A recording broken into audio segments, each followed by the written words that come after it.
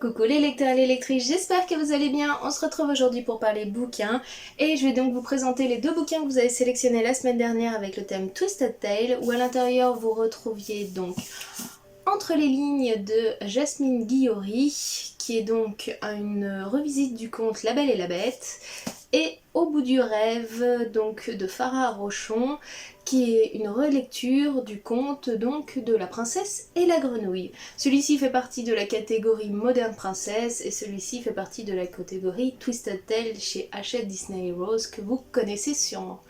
Je vais donc vous présenter ces deux bouquins-là, vous dire lequel j'ai préféré parmi les deux et pourquoi. Et on va commencer tout de suite avec celui-ci, le plus ancien,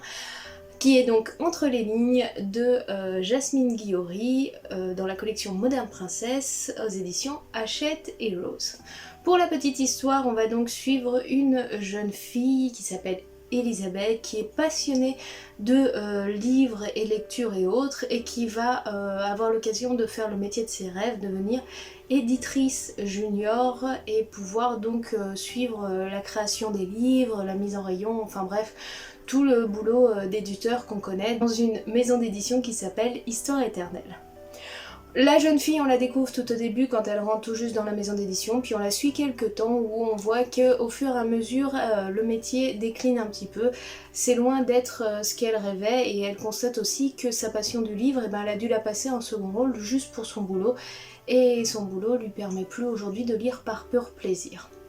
Mais un jour, elle va avoir l'occasion de faire encore plus ses preuves que d'habitude et elle va être envoyée par donc sa patronne auprès d'un écrivain auquel ils attendent le livre depuis trop longtemps et auquel ils ont très peu de nouvelles, mais le contrat vaut beaucoup d'argent, il rapporterait beaucoup d'argent si le livre est écrit, et donc la maison d'édition n'est pas prête de lâcher cet écrivain-là, même si il prend un temps fou à rendre son livre. Izzy est donc envoyé chez lui, ce jeune homme s'appelle Bo Tower, c'est un fils de riche qui a un passé très torturé d'enfant star, un peu pourri gâté et autres. Et donc on va suivre leur rencontre et leur relation au fur et à mesure qui va se développer. Comme d'habitude, c'est un très bon mood, on y voit une jeune fille de couleur qui se bat aussi face à ça dans un monde où les jeunes femmes de couleur ne sont pas encore complètement acceptées, elles sont très peu nombreuses. Être une femme et en plus de couleur dans ce milieu-là peut être compliqué, on est souvent relégué au poste banal de faire le café et faire le ménage et on n'en voit pas vos réelles qualités. Bref, entre la mise en avant de son métier qui est un peu compliqué, des collègues qui ont l'air plutôt cool mais un peu étranges par moment, et une patronne qui a l'air de l'ignorer malgré qu'elle se donne à 200%, on va voir l'évolution donc de Izzy à travers son métier et de sa passion du livre et sa relation en même temps avec cet écrivain qui est à ses yeux un vrai enfoiré et qui la traite un petit peu mal aussi, en tout cas au début, et on va voir des choses se débloquer au fur et à mesure. C'est très bon mood, c'est très sympathique, on y voit une femme forte, un jeune homme un peu torturé avec une vision de lui-même, que lui-même a et que l'univers a de lui qui est quand même très erroné, mais qui se veut ainsi au vu de son milieu et de son histoire à lui. Bref, on passe un très bon moment, une belle histoire d'amour se crée tout doucement, un petit peu comme le premier tome Avant minuit et Cendrillon. C'est pas ce qui est recherché en avant, ni de la part de l'un ni de la part de l'autre. Au début, on sent plus qu'ils se cherchent, qu'ils essayent de se reconstruire, de se comprendre et de s'offrir un avenir meilleur, soit l'un avec l'autre, soit l'un en poussant l'autre. Bref, l'histoire est toute douce, toute mignonne, on y passe vraiment un très bon moment avec de très belles valeurs, même si je me suis peut-être moins sentie passionnée par cette histoire-là parce que je me voyais moins à travers des yeux de Izzy. Je trouve que les valeurs prodiguées à travers les modernes princesses sont très très intéressants et on retrouve toujours ces petits patchs qu'on a du conte à l'origine de La Belle et la Bête, entre la relation entre elle et lui qui est à la fois tordue et ambiguë, où ils se cherchent, se craignent, mais à la fois recherchent un petit peu le soutien de l'autre, les lieux, les moments, les endroits et quelques personnages qui sont présents qui sont très intéressants. Bref, si vous aimez vraiment La Belle et la Bête et que vous voulez une revisite au travers le monde de l'édition et du livre et de l'écriture et tout ce genre de choses là, vous devriez apprécier beaucoup Entre les lignes. On passe au deuxième tome, donc juste celui-là je l'ai pris en beau format puisque Hachette a fait une belle édition pour celui-ci. C'est un toc-toc, la couverture est assez simple en fin de compte et l'intérieur voilà. Ce que j'ai aussi beaucoup apprécié, je vais essayer de vous montrer si j'arrive à trouver... Le chapitrage à chaque fois, hop, donc selon le personnage, vous allez suivre principalement Tiana, Naveen et Facilier. Et selon le personnage que vous suivez, est-ce que c'est encore Tiana là? Vous voyez, l'encadré est toujours différent et mis en avant selon le personnage que vous suivez à cet instant-là. Et j'ai trouvé ça très intéressant et super sympa, ça nous accompagne au fur et à mesure. Pour la petite histoire, ce Twisted Tale là prend racine au moment, si vous avez vu le dessin animé, où Tiana est en forme de grenouille dans le cimetière. Ray vient juste de lui remettre le talisman de Facilier et il lui demande de fuir, sauf que Facilier la rattrape et lui montre des belles visions de ce qu'il pourrait lui apporter si elle lui remettait le collier. Et à partir de ce moment-là, les choses vont changer puisque Tiana va longuement hésiter entre ou donner le collier à Facilier et retrouver donc la vie de rêve qu'il lui propose, ou alors le briser et on se retrouve sur le Disney original. Elle va faire le choix de faire un pacte avec Facilier, mais pas simplement, elle ne veut pas son restaurant, ce n'est pas ça qui pourrait faire pencher la balance, non, elle va lui demander plusieurs choses. Tout d'abord, Naveen, il doit être protégé et ne devra rien lui arriver. Et secondement, Facilier devra ramener son père à la vie, puisque Tiana a perdu son père quand elle était jeune, et Facilier va lui rendre donc son père pour pouvoir profiter de la vie à ses côtés et construire leur rêve à deux.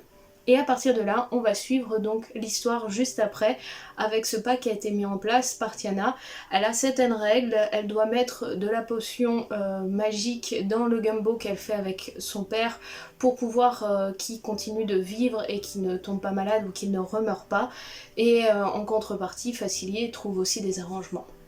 Et donc on va voir une Tiana qui se construit, elle n'a pas pu obtenir le restaurant comme on le voyait dans le 1, mais elle a réussi à ouvrir un petit bar, cabaret, restaurant avec son père, et elle vit au jour le jour avec lui son rêve qu'elle a toujours eu depuis qu'elle y a appris sa mort. Et donc on va suivre sa relation au fur et à mesure, l'évolution et aussi la relation avec le docteur Facilier, puisque forcément il y a eu petit méli-mélo dans le contrat, et qui dit contrat dit paiement au bout du compte, et forcément Facilier va essayer toujours d'en avoir plus pour avoir plus de pouvoir. À travers l'histoire, on va donc suivre une Tiana qui est un petit peu au désarroi, qui a un petit peu peur de tout. Ce Twisted Tale est assez sombre, mais on le voit évoluer au fur et à mesure, on y intègre des personnages plutôt intéressant, on se doute un petit peu de qui tient le rôle de quoi et autres. La relation entre Tiana et Naveen est plutôt intéressante puisque Naveen a perdu tous ses souvenirs mais a pu redevenir le jeune homme qu'il était avant sa rencontre et autres selon le contrat. Et Tiana, elle n'a pas oublié l'homme dont elle est tombée amoureuse éperdument, mais comme dans le contrat, elle doit accepter de ne plus jamais le revoir pour continuer leur relation, elle le fuit à tout bout de champ malgré qu'elle le croise quotidiennement puisqu'il est devenu le meilleur ami de Charlotte, sa meilleure amie elle. Donc on a cette ambiguïté là qui est toujours le cas, on suit un petit peu chaque chapitre, Facilier, Tiana et Naveen, on voit leur évolution à tous et on y voit une femme forte mais qui accepte aussi ses mauvais choix qui au début décide de se battre seul mais qui comprend que la bataille doit être faite à plusieurs, qui accepte de faire confiance malgré tout, de s'ouvrir aux autres et surtout à tous ces gens qui l'entourent depuis si longtemps. Bref, on y découvre une femme qui se confie de plus en plus et qui accepte de plus en plus le monde qui l'entoure, alors que jusqu'ici elle décidait de tout faire toute seule et autres. Comme je vous l'ai dit, ce Twisted Tale là par rapport à d'autres est beaucoup plus sombre. On n'est pas au niveau d'un Aladdin ou La Belle au bois dormant, mais pas très loin, hein, je dois vous avouer si vous avez lu cela. Mais pour autant, on y passe un excellent moment, j'ai vraiment très bien apprécié l'évolution de Tiana, cette force et ce courage et la révélation qu'elle a, toute son évolution au fur et à mesure de l'histoire et toute la force que ça lui demande dans chacun de ses choix et de ses changements. Bref, on y passe vraiment un excellent moment. On a une suite, voire une continuité de l'histoire principale qui est très intéressante et une évolution de tous nos personnages qu'on découvrait donc dans le Disney qui est plutôt sympa et une évolution très féminine par rapport quand même à l'histoire originale puisqu'on développe pas mal le personnage de Charlotte et de Tiana ainsi que de sa mère, mais plutôt Charlotte et Tiana. Même si Naveen est là, il reste au second plan, il est plus perplexe face à d'anciennes brides de souvenirs, mais il n'est pas sûr si c'est des souvenirs ou des rêves. Donc on a un Naveen bien différent du dessin animé, mais pour autant pas assez mis en avant par rapport à nos deux personnages féminins très forts dans cette histoire-là et très intéressants. Alors si je devais faire un choix entre les lignes ou Au bout du rêve, lequel ai-je préféré entre les deux? Eh ben je dois vous avouer que cette semaine je ne ferai pas un choix parmi les deux. J'ai passé un excellent moment entre les deux livres qui sont à la fois très proches et très éloignés puisque là on est quand même beaucoup sur le Disney original etc. On a juste une Tiana qui a fait un autre choix pour pouvoir vivre son bonheur et pouvoir protéger surtout ceux qu'elle aime. On y voit une Tiana très investie envers les gens qu'elle veut protéger, aimer et autres, et même quand elle est débordée, qui essaye au maximum de faire le bien autour d'elle, même si ça a des conséquences et des choix très compliqués. Et là on y découvre une femme noire aussi, c'est ça aussi que j'ai beaucoup apprécié, c'est des femmes de couleur très fortes, qui ont des points de vue sur notre société très durs par moments, mais qui vont se donner à 200% pour ce qu'elles aiment et réussir à réaliser leurs rêves, et ça c'est très très beau je trouve, c'est une belle image du monde et dans lequel la couleur de peau, je pense aujourd'hui ne devrait plus avoir aucun impact, mais que voulez-vous, notre société est pas encore parfaite hélas, mais ces deux romans là nous mettent du baume au cœur sur cette vision du monde où qu'importe votre sexe ou votre couleur de peau, vous pouvez essayer en tout cas et peut-être par chance réussir à réaliser vos rêves quoi qu'il arrive. Et même si on n'y arrive pas à tous les coups, et ben, en s'en donnant à 200%, on a beaucoup plus de chances d'atteindre nos rêves et nos objectifs que de ne rien faire en acceptant simplement la société moderne telle qu'elle est sans vouloir la changer au quotidien. Et je pense que ça c'est un devoir qu'on doit tous faire, hommes, femmes, blanc, noir, vert, jaune, bleu, hétéro, homo, bref. Je pense que main dans la main, tous ensemble, on pourrait changer le monde et ces deux livres-là sont dans un très bon mood pour ça. On y découvre des femmes fortes, accompagnées d'hommes avec leur fêlure mais qui essayeront de tout faire pour les accompagner. C'est très positif, très agréable. Très sombre sur celui-là, beaucoup plus sombre que celui-ci, mais vous passez un très bon moment. Là on est plus quand même sur une belle romance et la mise en avant voilà, de ses rêves, de vouloir atteindre un objectif qui nous tient à cœur quoi qu'il arrive. Là on est plus presque sur, par moments sur de la survie, sur de la protection, sur des moments très sombres avec de la magie noire, donc on est plus sombre mais on y passe un bon moment et le résultat final, même si on passe des moments difficiles, est très positif et très beau. Donc si vous avez envie de lire ces Twisted Tale là, celui-là sur La Belle et la Bête ou celui-là sur La Princesse et la Grenouille, je vous les conseille. La Princesse et la Grenouille c'est plus rare, je crois qu'à part un Disney Child sur Facilier on n'avait rien eu donc c'est plus intéressant. Sur La Belle et la Bête on retrouve plein de choses mais ces modernes princesses là sont très dans un mood très positif, très agréable, donc si vous avez besoin juste avec ce temps un petit peu triste et ces moments un peu difficiles d'un bon moment très cocooning, très cool avec des femmes fortes, je vous conseille les Modernes Princesses, vous passerez un excellent moment.